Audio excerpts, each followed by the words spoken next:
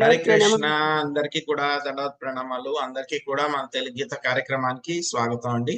So కార్యక్రమం మొదలు పెట్టే ముందు ఇస్కాన్ శేషాద్రిపురం అధిష్టాన దేవతలైనటువంటి శ్రీ శ్రీ జగన్నాథుడు, బలదేవ, సుభద్ర మహారాణి, సుదర్శన, నితాయ్, చైతన్య, వామనదేవ్ పంచతత్వ ఆశీర్వాదాలు తీసుకుందాం అండి. ప్రార్థనలు చేద్దాము.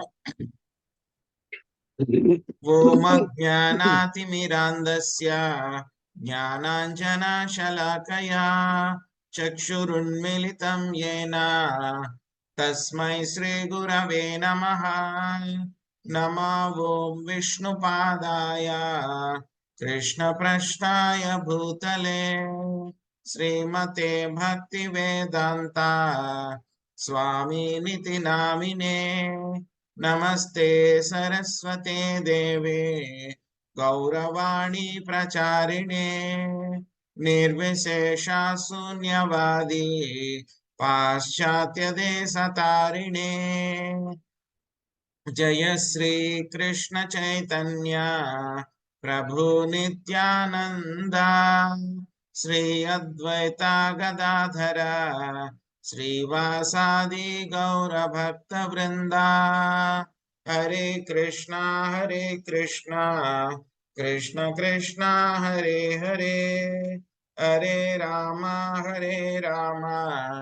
రామ రామ హరే హరే. హరే కృష్ణ.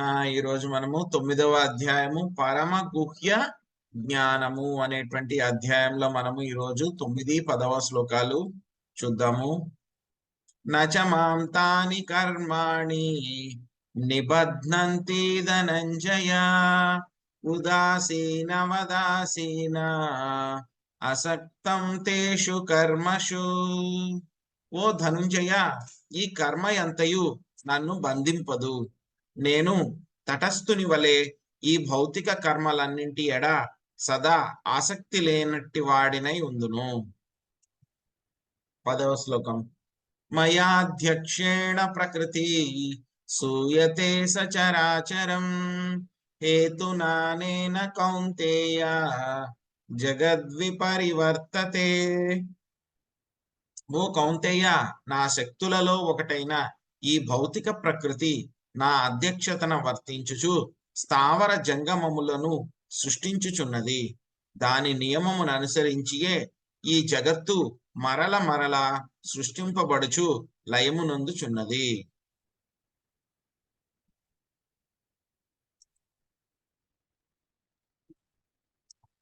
సో మనము ఈ యొక్క పరమ గుహ్య జ్ఞానము అనేటువంటి అధ్యాయంలో స్వామి గురించి చాలా సీక్రెట్స్ అనేవి మనం తెలుసుకుంటూ ఉన్నాం అన్నమాట. ఎందుకంటే స్వామి స్టార్టింగ్ లోనే చెప్పారు, చాలా గుహ్యమైనటువంటి జ్ఞానం ఇదంతా అని చెప్పడం జరిగింది అనమాట.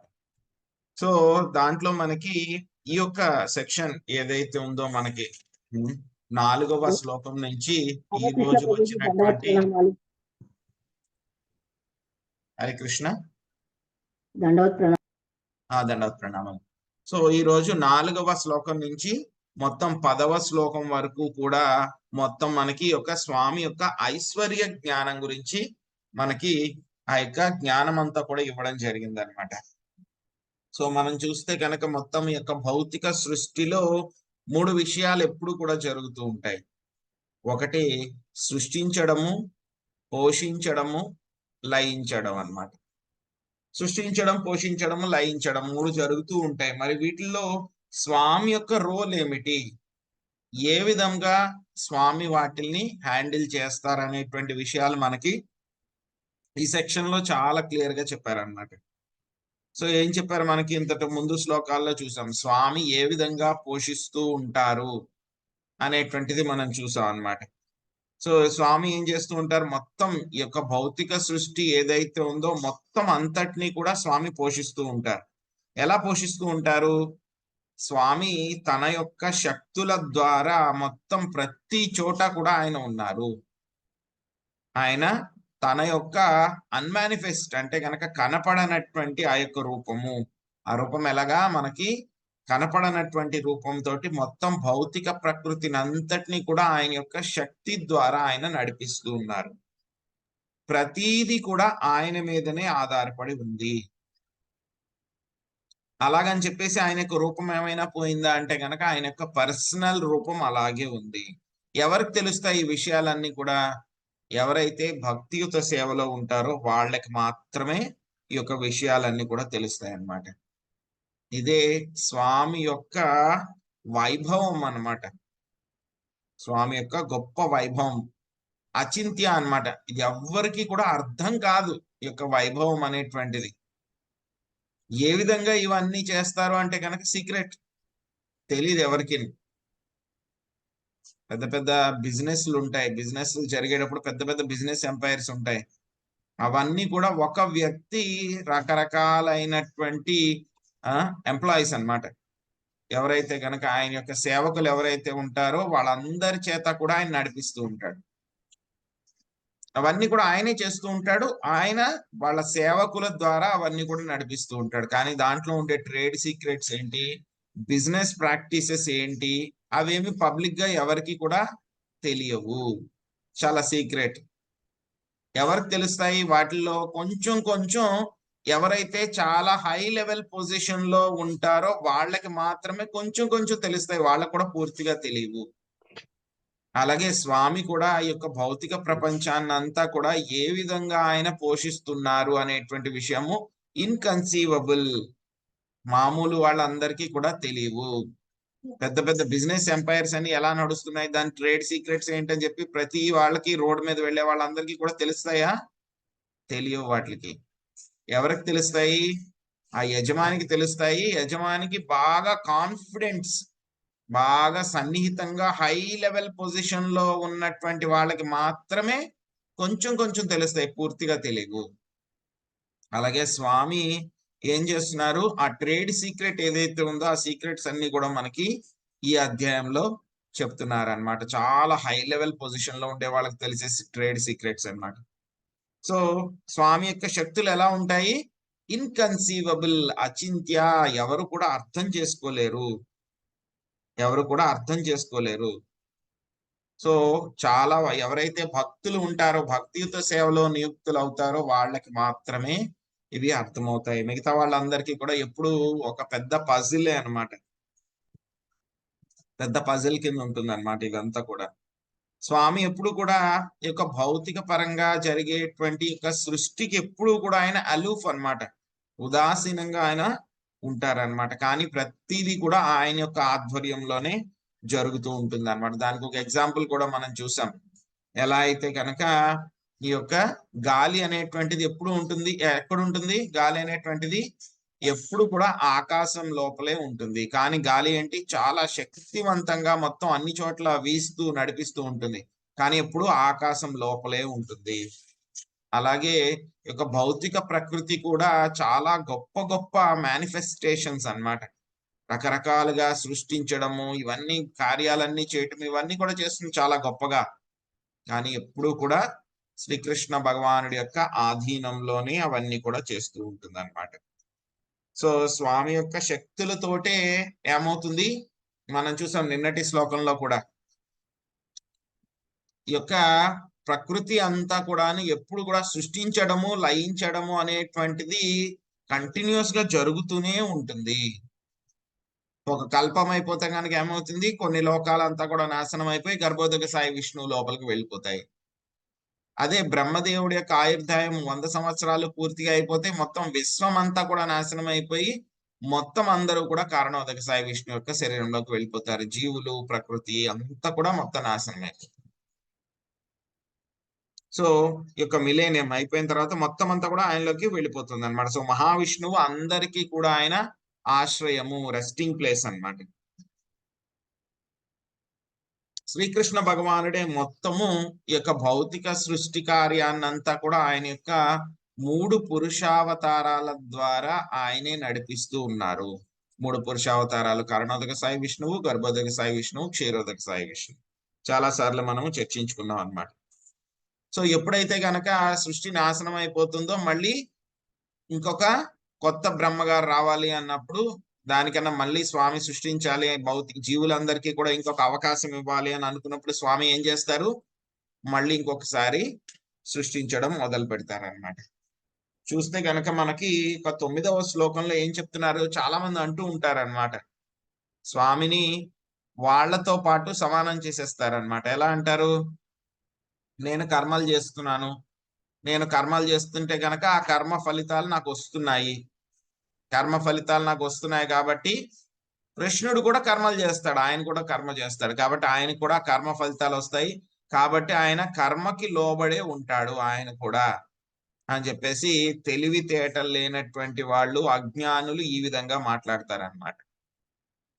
తెలివితేటలు లేనటువంటి వాళ్ళు, అజ్ఞానులు ఈ విధంగా మాట్లాడతారు, ఆయన కూడా నాలాగే కర్మ బంధనాల్లో చిక్కుకుపోయాడు, ఆయనకు కూడా కర్మ ఉంటుంది, ఆయన కూడా కర్మ ఫలితాలని అనుభవించడానికి మళ్ళీ ఆయన కూడా పుట్టాలి అని చెప్పేసి రకరకాలుగా వాళ్ళకి తెలియనటువంటి వాళ్ళు, మూర్ఖులు అజ్ఞానులు ఈ విధంగా మాట్లాడుతూ ఉంటారు అనమాట.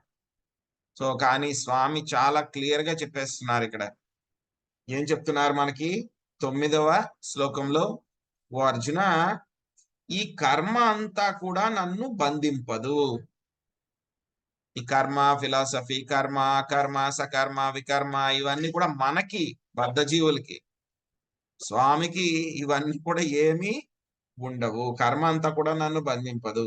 నేను తటస్థుని వలె ఈ భౌతిక కర్మలన్నింటి ఎడ సదా ఆసక్తి లేని వాడనై ఉందును.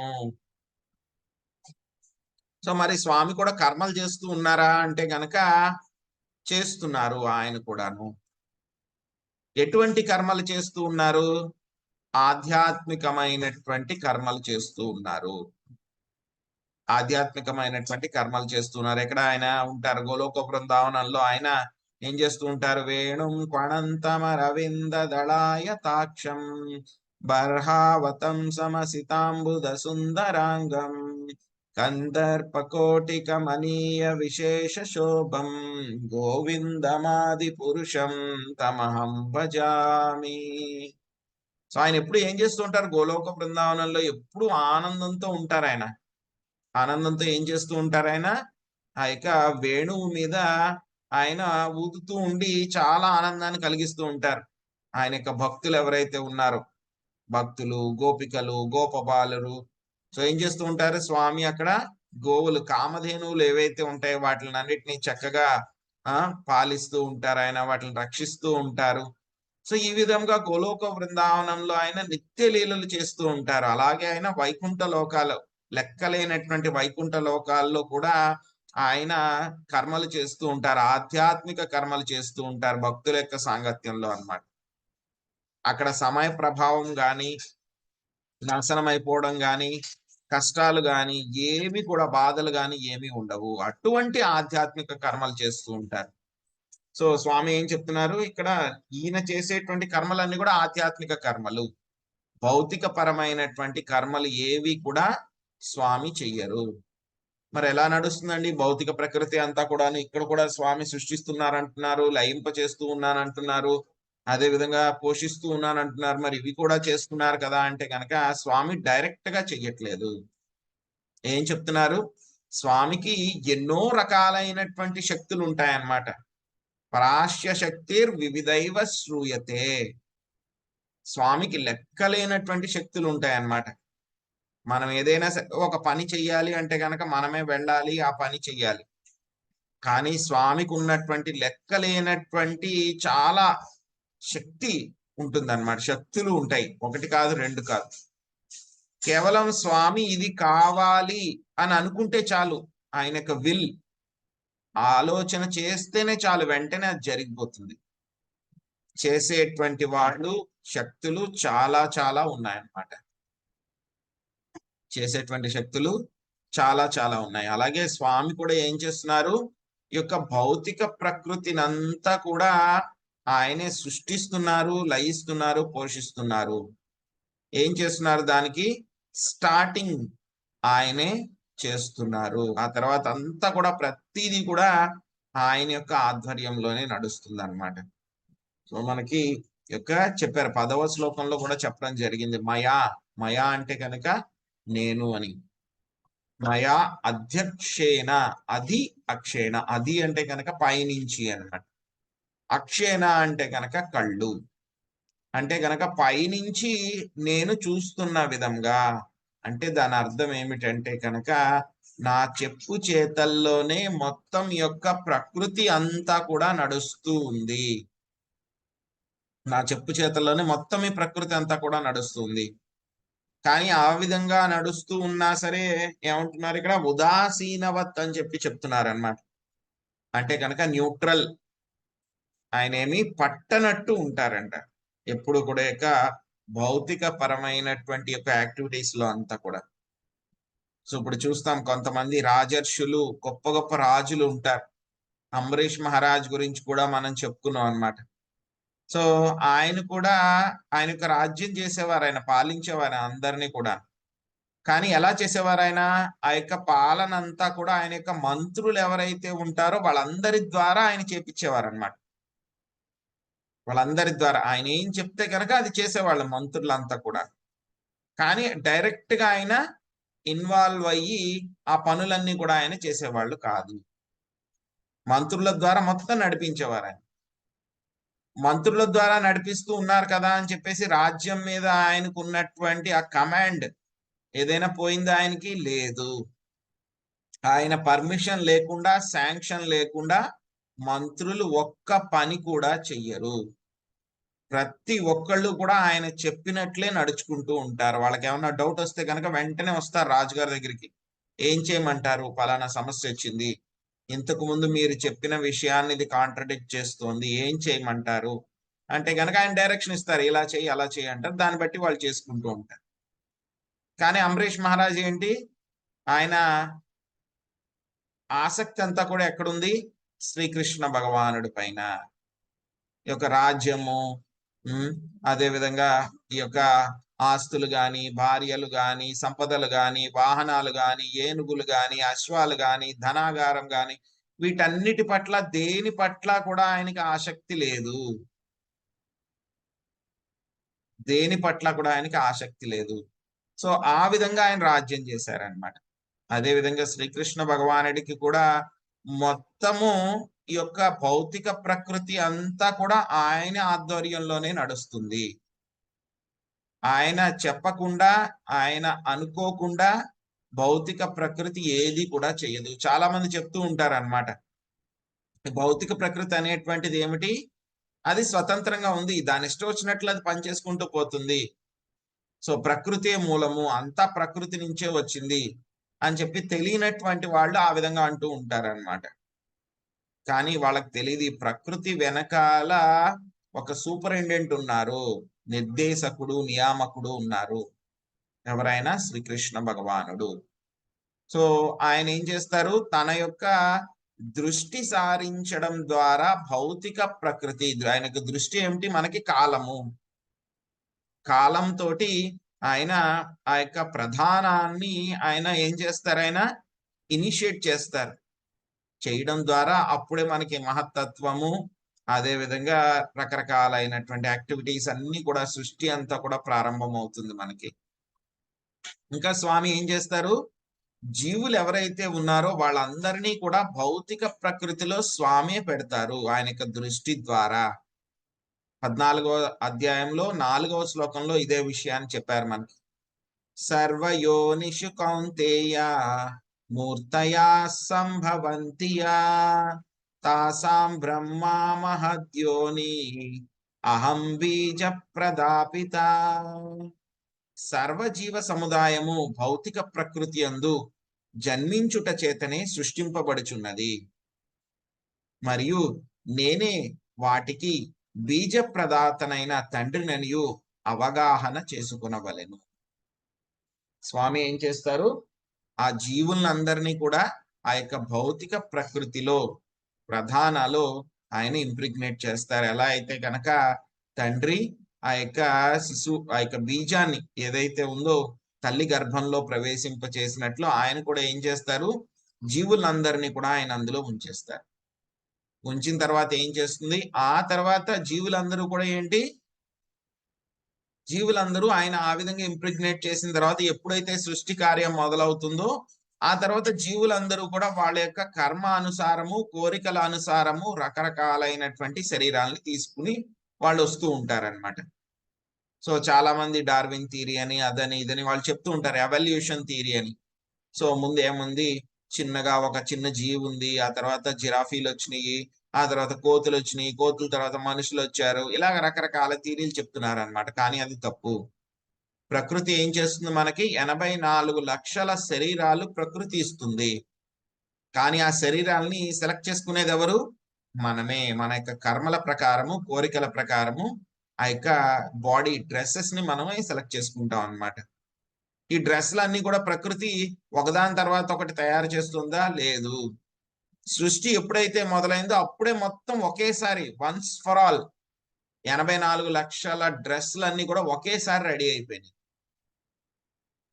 మనం మన యొక్క కోరికల ప్రకారము, కర్మల ప్రకారము రకరకాలైనటువంటి డ్రెస్సులు మనం సెలెక్ట్ చేసుకుంటూ ఉన్నాం. సో మనకి ఏ డ్రెస్ వచ్చింది అనేటువంటి దానికి స్వామి ఆ కారణము. స్వామి ఏమైనా డిసైడ్ చేస్తున్నారా, నువ్వు ఈ డ్రెస్ వేసుకో, నువ్వు ఈ డ్రెస్ వేసుకో, నువ్వు ఈ డ్రెస్ వేసుకో అని? లేదు, అది మనమే డిసైడ్ చేసుకుంటున్నాము. ఇంకా చెప్పాలంటే కనుక మనకి భగవద్గీతలో కూడా స్వామి చెప్తారనమాట. స్వామి ఏంటి, ఉపదృష్టానుమంతాచ అనుమంతాచ. జీవులకి రకరకాలైనటువంటి కోరికలు ఉంటాయి. ఆ కోరికలని తీర్చుకోవడానికి జీవుడు ఏం చేస్తాడు, స్వామిని అడుగుతాడు. అడిగితే కనుక స్వామి శాంక్షన్ చేస్తారు, ఓకే ఆ డ్రెస్ వేసుకో అంటారు. డ్రెస్ వేసుకోమంటే అయిపోయిందా, నీకు ఆ డ్రెస్ ఇస్తున్నాను అంటారు. మరి ఆ డ్రెస్ ఎవరిస్తారు, ఆ డ్రెస్ ప్రకృతికి స్వామి చెప్తారనమాట. ఫలానా వాడు వస్తాడు, వాడు వచ్చినప్పుడు వాడికి ఆ డ్రెస్ కావాలన్నాడు, ఇచ్చే అంటారని. అప్పుడు ప్రకృతి ఏం చేస్తుంది, వాడికి ఆ డ్రెస్ ఇచ్చేస్తుంది. సో ఇందులో ఏమైనా బాధ్యత ఉందా స్వామికి? స్వామికి ఏమీ లేదు, అంతా కూడా జీవుడిదే బాధ్యత. ఎందుకంటే జీవుడే సెలెక్ట్ చేసుకుంటున్నాడు డ్రెస్. సో అదే జీవుడు, స్వామి నాకు ఏ డ్రెస్ వద్దు, 84 లక్షల డ్రెస్సులన్నీ కూడా వేసుకుని వేసుకుని నేను విసిగి వేసారిపోయాను, నేను అసలు నాకు ఈ డ్రెస్సే వద్దు, నాకు నా రియల్ డ్రెస్ కావాలి, పర్మనెంట్ డ్రెస్ కావాలి అని చెప్పి స్వామి దగ్గరికి మనం వెళ్ళి ఆయన అడిగితే కనుక, చాలా రిక్వెస్ట్ చేస్తే కనుక అప్పుడు ఆయన ప్రకృతి చెప్తాడంట. ప్రకృతికి ఇస్తారు ఆయన పర్మిషన్. ఏం చెప్తారు ఆయన, వీడికి ఏ డ్రెస్ వద్దంటున్నాడు, 84 లక్షల రకాల డ్రెస్సులు ఏవి వద్దంటున్నాడు వీడు. సో కాబట్టి వీడిని ఇక్కడి నుంచి వదిలేయి, వాడు పర్మనెంట్ డ్రెస్ వేసుకుని నా దగ్గరికి వచ్చేస్తాను అంటున్నాడు, వదిలే అంటే కనుక అప్పుడు ఏం చేస్తుంది ప్రకృతి, మనల్ని వదిలిపెడుతుంది. అప్పటిదాకా కూడా మనము యొక్క భౌతిక ప్రపంచంలోనే తిరుగుతూ తిరుగుతూ తిరుగుతూ ఉండాలన్నమాట. సో మన పర్మనెంట్ డ్రెస్ కోసం మనం ప్రయత్నించాలి. అంతేగాని ఒక 100 సంవత్సరాలు ఉండే డ్రెస్సు, ఒక 10 సంవత్సరాలు ఉండే డ్రెస్సు, ఒక రోజు ఉండే డ్రెస్సు, వీటి కోసం మనం ప్రయత్నించకూడదు.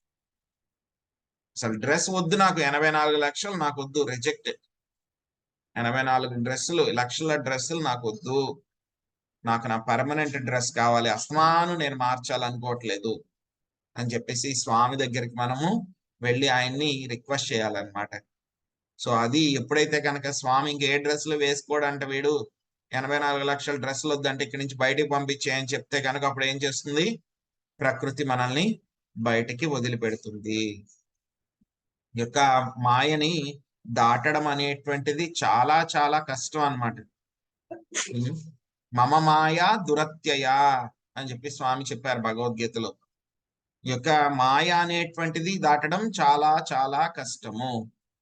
కానీ ఎవరైతే నా భక్తియుత సేవలో నియుక్తులు అవుతారో వాళ్ళు ఈ మాయని చాలా సులభముగా దాటగలరు అని చెప్పి స్వామి మనకి చెప్తున్నారు అన్నమాట.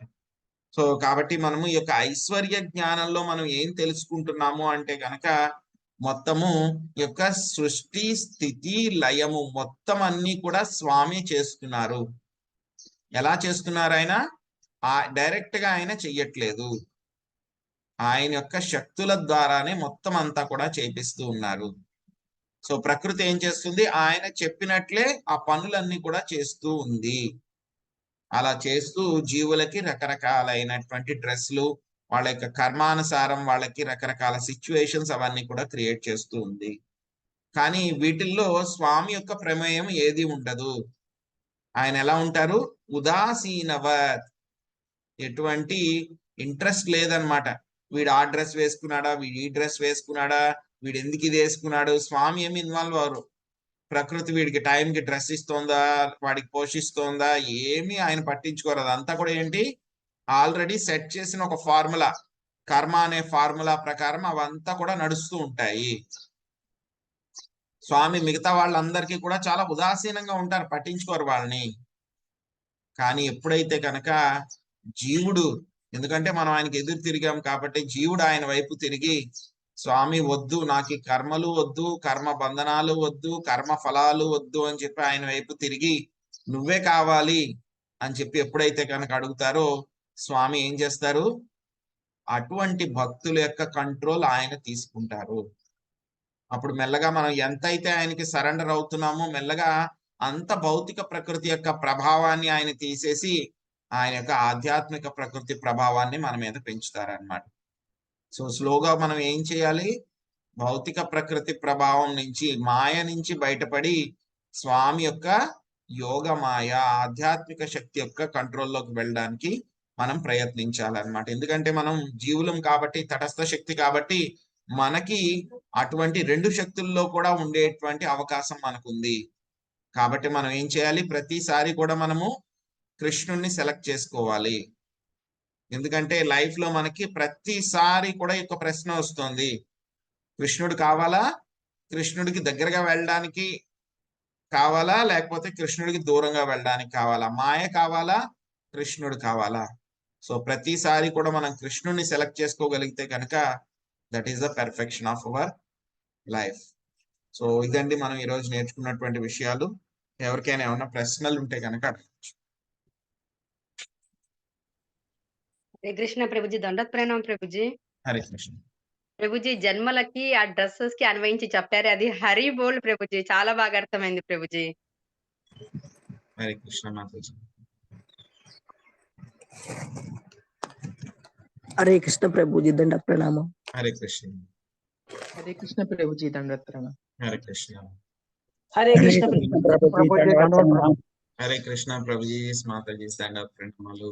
హరే కృష్ణ ప్రభుజీ, దండత్ ప్రణామం. హరే కృష్ణ. హరే కృష్ణ ప్రభుజీ, దండవత్ ప్రణామం. హరే కృష్ణ ప్రభుజీ, దండవత్ ప్రణామం. హరే కృష్ణ.